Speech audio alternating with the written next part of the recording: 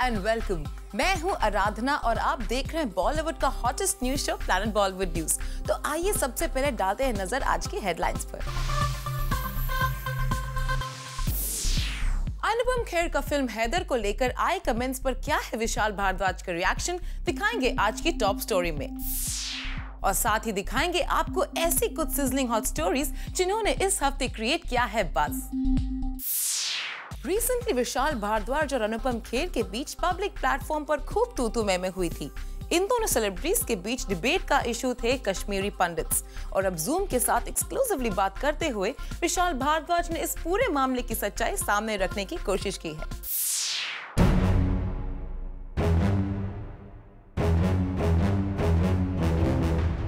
Film Haider को 5 national award मिलने की खुशी में विशाल भारद्वाज ने तो पार्टी सेलिब्रेट करने के लिए रखी थी, लेकिन उनके इस बयान से खड़ी हो गई है बड़ी controversy. It deserved a film long before, and by the Kashmiri Pandit filmmakers, Mr. Anupam Kher, when he made his film Om Jai Jagdish, when he got his first chance, he makes Om Jai Jagdish. When Mr. Vinod Chopra goes, he makes Mission Kashmir, where no Kashmiri Pandit is mentioned. So Kashmiri Pandits, filmmakers, they should have made this film for Kashmiri Pandits, because I think it's a big tragedy has happened in our modern history. और विशाल के इस बयान के आने की देर ही थी, अनुपम खेर ने social networking site पर जमकर विशाल के खिलाफ निकाला गुस्सा। अनुपम खेर ने तो सेंट्रल गवर्नमेंट तक को हैदर को अवार्ड देने के लिए क्रिटिसाइज किया।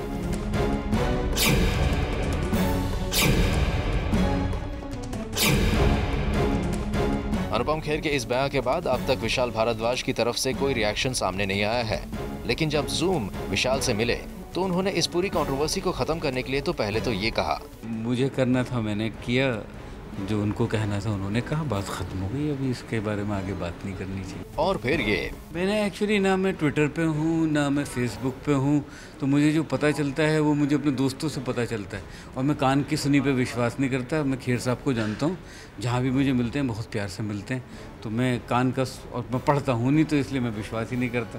तो इसलिए मुझे इस बारे में कुछ कहना ही नहीं। जो मैंने कहना था वो मैंने तब कहा, जो उन्होंने कहा वो मुझे लोगों ने बताया, मुझे उससे कोई आपत्ति नहीं है, उनका पॉइंट ऑफ व्यू है, बहुत अच्छी बात है जो उन्होंने कहा। साफ है विशाल भारद्वाज इस मामले को तुल नहीं देना चाहते और साथ ही कंट्रोवर्सी को खत्म करने के लिए ये बयान दे रहे हैं। मैं खेर साहब को जानता हूँ, जहाँ भी मुझे मिलते हैं बहुत प्यार से मिलते हैं, तो मैं कान का और मैं पढ़ता हूँ नहीं, तो इसलिए मैं विश्वास ही नहीं करता।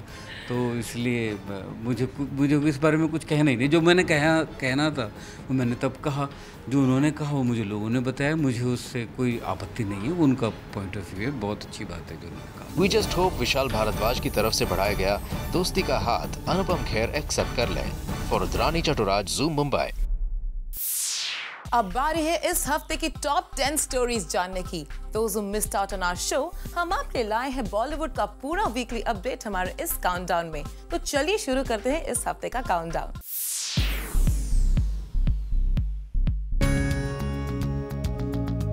आज हमारे काउंटडाउन की शुरुआत करेंगे शाहिद और सैफ की दोस्ती की खबर के साथ। जी हाँ, इस हफ्ते नंबर 10 पर बज मेकर बने हैं ये दोनों स्टार्स। रिसेंटली हुए 2020 क्रिकेट टूर्नामेंट की ओपनिंग सेरेमनी की सबसे बड़ी हाईलाइट डेफिनेटली शाहिद कपूर और सैफ अली खान रहे। हर कोई बस यही देखना चाहता था कि आखिर ये दोनों एक दूसरे से कैसे मिलने वाले हैं। टेलीविजन स्क्रीन के दर्शकों को तो सिर्फ यही दिखा कि सैफ के बुलाने पर शाहिद कपूर स्टेज पर नहीं आए, लेकिन अब जूम को सोर्सेस से खबर मिली है कि बैक स्टेज इन दोनों स्टार्स की मुलाकात भी हुई और इन दोनों ने एक दूसरे से बात भी की। जी हाँ, सोर्सेस की माने तो सैफ अली खान एक जेंटलमैन की तरह शाहिद से मिले और उन्होंने शाहिद को उनकी वेडिंग के लिए अपने बेस्ट विशेस भी दिए। साफ है सैफ ने शाहिद से खुद बात करके माहौल को पहले ठीक किया और अब कहा जा रहा है कि इन दोनों के बीच ऐसी कोई ऑकवर्डनेस नहीं है। वैसे खबर तो ये भी आ रही है कि रात भर ये दोनों स्टार्स अपने बाकी एक्टर दोस्तों के साथ रहे। सोर्सेस का कहना है कि ओपनिंग सेरेमनी के बाद ऋतिक रोशन ने अपने होटल के कमरे में अपने सारे स्टार्स को इनवाइट किया और सुबह 4 बजे तक इन स्टार्स की बातें चलती रही। साफ है बॉलीवुड में एक्टर्स के बीच रोमांस बढ़ते जा रहा है, जो कि एक अच्छी बात है।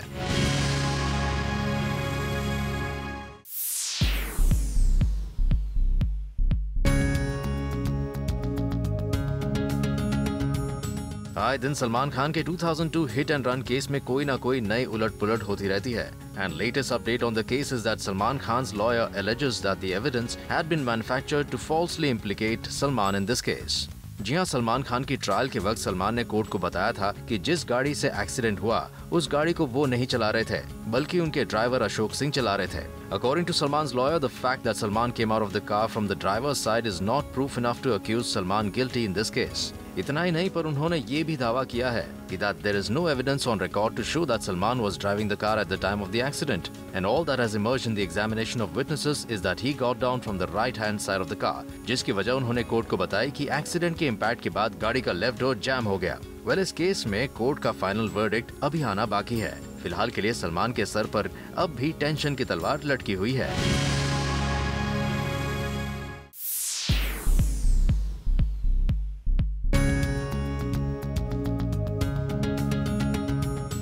इस हफ्ते नंबर 8 पर बज़ क्रिएट किया प्रियंका चोपड़ा और रितेश सिद्धवानी ने। दरअसल प्रियंका जोया अख्तर डायरेक्टेड फिल्म दिल धड़कने दो में एक बेहद इम्पोर्टेंट रोल प्ले कर रही हैं और इसी सिलसिले में प्रियंका ने की एक सीक्रेट मीटिंग फिल्म के प्रोड्यूसर रितेश सिद्धवानी के साथ और सूत्रों से पता चला है कि प्रियंका इस मीटिंग में रितेश से कुछ गुस्सा नजर आई। रितेश उन्हें मनाने की कोशिश इस कदर कर रहे थे कि वो उन्हें छोड़ने के लिए उनके कार तक गए, फिर भी प्रियंका की नाराजगी कम होती नजर नहीं आ रही थी। गुस्सा किस बात का था, इस पर अभी कोई साफ न्यूज बाहर नहीं आई है, लेकिन प्रियंका जब रितेश की बिल्डिंग से बाहर निकली तो उनके मिजाज थोड़े बिगड़े हुए थे। ये पिक्चर्स इस बात की गवाही दे रहे हैं। प्रियंका की नाराजगी किस बात पर थी ये अभी पता नहीं चला, पर सूत्र इतना तो बता ही रहे हैं कि प्रियंका का गुस्सा दिल धड़कने दो को लेकर ही था। रोल को लेकर, एडिट को लेकर, प्रमोशन की डेट्स को लेकर कुछ भी हो सकता है।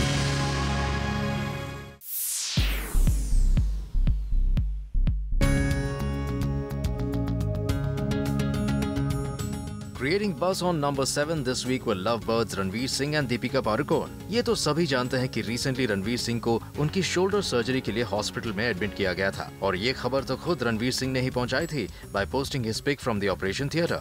But Zoom has got more to explore on this story and that is of course a love angle to this one। Apparently Deepika Ranveer के साथ ही रुकी थी हॉस्पिटल में when the actor was undergoing shoulder surgery। Sources further revealed that Deepika spent the night at the hospital and was beside him throughout this phase। She only left when Ranveer got discharged from the hospital। Apparently Deepika and Ranveer left at the same time from the hospital, but Deepika took the back gate exit whereas Ranveer exited from the front gate। भले ये दोनों अपनी प्यार की कहानी अब भी दुनिया से छुपा रहे हैं, पर कहीं ना कहीं इनके प्यार के किस्से दुनिया के सामने आ ही जाते हैं।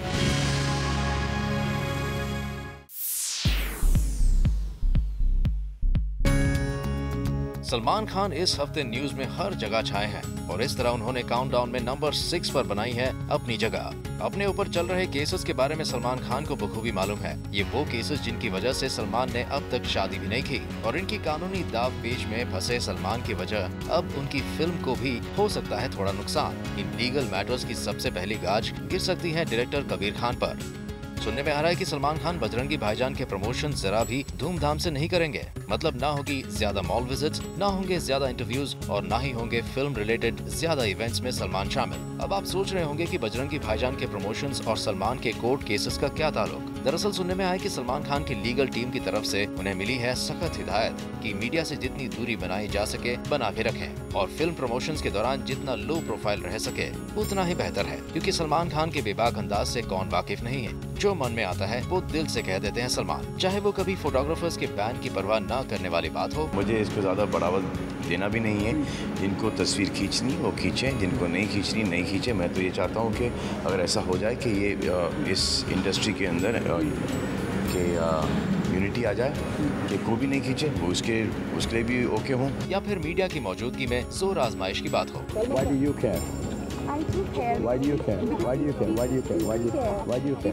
Why do you care? Why do you care? कभी कभी टूट जाती हैं चीज़ें बट निकल जाती हैं। सलमान के इस बेबाक और दिल से निकली आवाज की गूंज उनके सलाहकारों के कानों में गई होगी, तभी इस तरह की खबर आ रही है कि सलमान काफी टोन कर देंगे बजरंगी भाईजान का प्रमोशंस। प्लैनेट बॉलीवुड न्यूज पे फिलहाल वक्त है एक और छोटे से ब्रेक का, लेकिन आपका ही मत जाएगा क्योंकि ब्रेक के बाद भी बाकी है बहुत कुछ खास। So stay with us.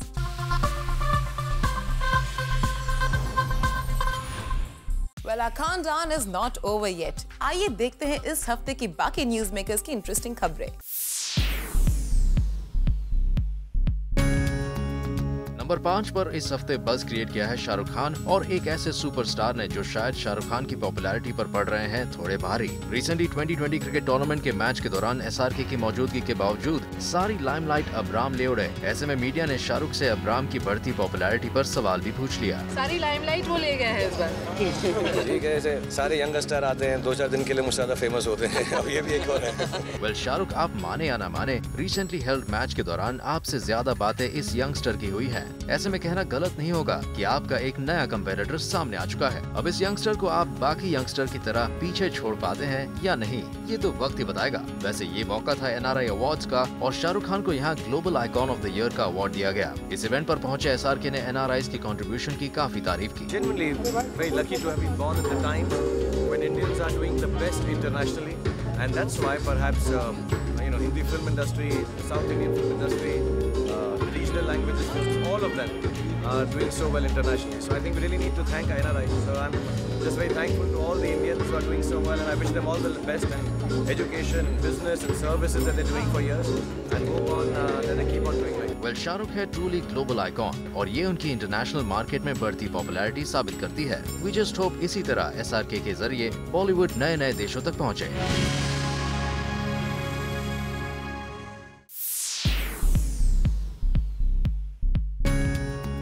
हमारे वीकली काउंटडाउन में नंबर 4 पर एंट्री मारी है सनी लियोनी के कुछ बोल्ड कन्फेशन ने। सनी ने जूम के साथ एक्सक्लूसिवली बात करते हुए कन्फेस किया है कि उन्हें इंडस्ट्री में अभी भी कुछ लोग पसंद नहीं करते। There's so many people out there that are just waiting to just tear me down. साथ ही सनी ने अपने इस कैंडिड इंटरव्यू में कहा है कि मीडिया को भी सनी की तरफ नजरिया बदलने की बहुत ही ज्यादा जरूरत है। Well, the second that you stop writing Adult Star Sunny Leone is when it'll go away. The second that you get over it is the second that the world will get over it. Well, Sunny Leone adult star के tag से free होना चाहती हैं और इसलिए वो media से लेकर फिल्म फ्रेटर्निटी से रिक्वेस्ट कर रही है कि उन्हें अब एक एक्टर के तौर पर लिया जाए, न कि अडल्ट स्टार के तौर पर।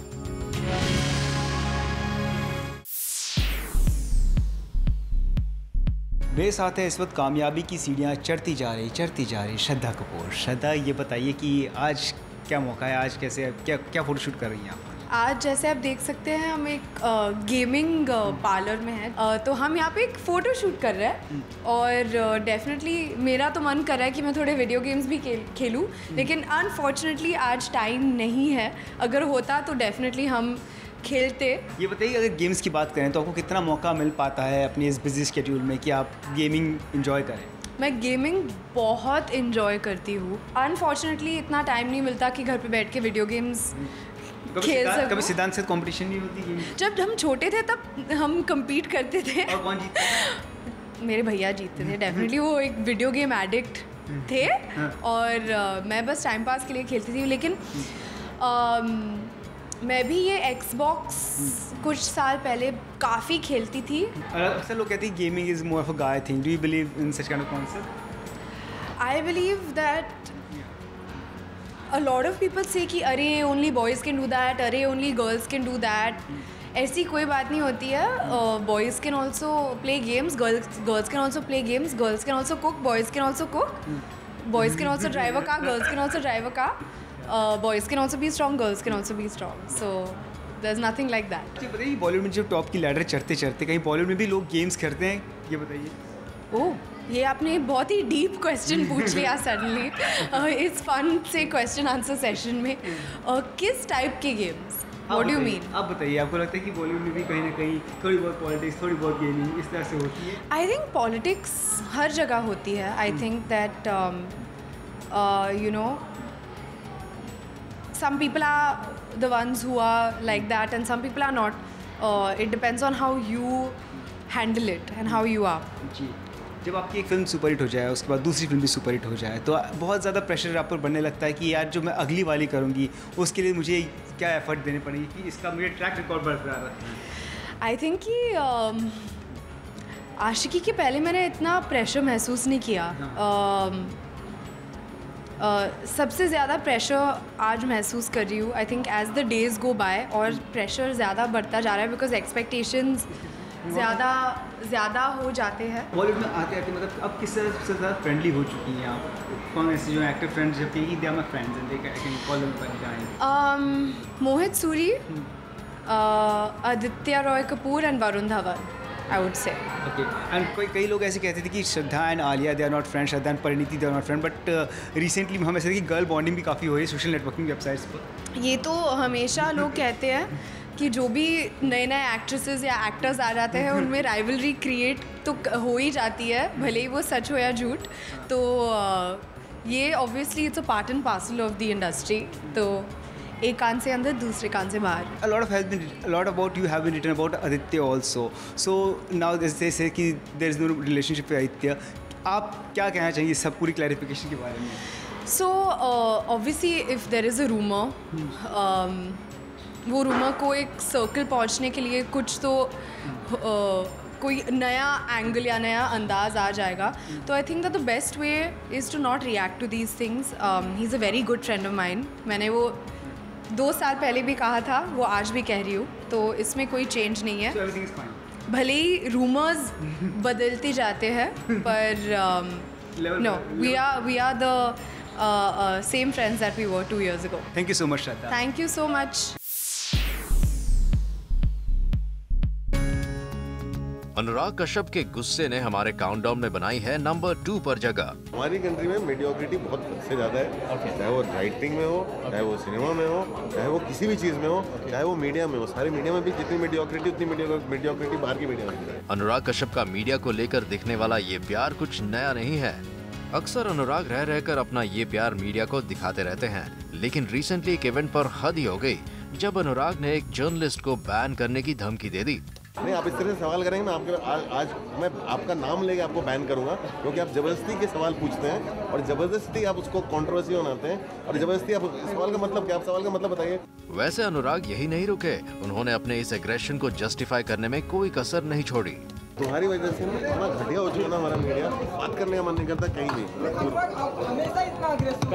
क्योंकि आप लोग करते हैं मुझे। वेल, अनुराग कश्यप का गुस्सा दिन ब दिन बढ़ता जा रहा है। आज अनुराग ने बैन लगाने की बात की है तो कल कुछ और ना कह बैठे। प्लैनेट बॉलीवुड न्यूज में फिलहाल वक्त है एक और छोटे से ब्रेक का, पर डोंट गो एनीवे, क्योंकि इस ब्रेक के बाद आपको दिखाएंगे इस काउंटडाउन की टॉप स्लॉट की स्टोरीज जिन्होंने क्रिएट किया मैक्सिमम बस।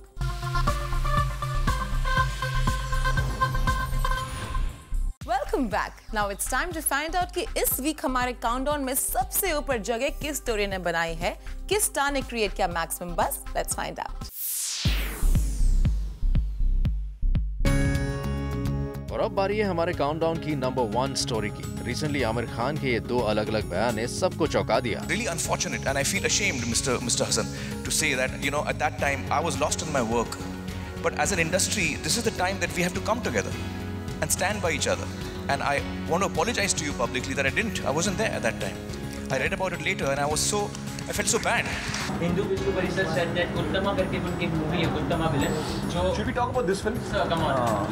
Please, let's talk about this. दरअसल आमिर खान ने फिकी फ्रेम्स के दौरान जहां विश्व रूपम फिल्म कंट्रोवर्सी के टाइम पर उनकी मदद ना कर पाने के लिए उनसे माफी मांगी, वहीं जब अब कमल हासन की फिल्म उत्तम विलन को लेकर नई कंट्रोवर्सी शुरू हो गई है तो आमिर खान कुछ भी बोलने से बच रहे हैं। Hindu Vishnu Parishad said that Uttama करके उनकी मूवी है Uttama villain जो Should we talk about this film? Sir, come on. Please, let's talk about this.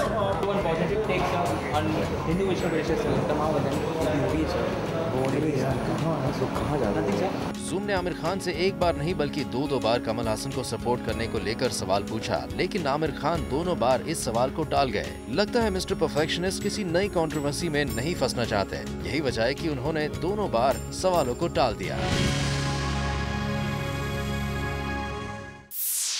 Well, with this, it's a wrap. Planet Bollywood news में कल हम फिर लौटेंगे लेकर बॉलीवुड की और भी latest news and gossip. Till then, keep watching Zoom India's #1 Bollywood channel.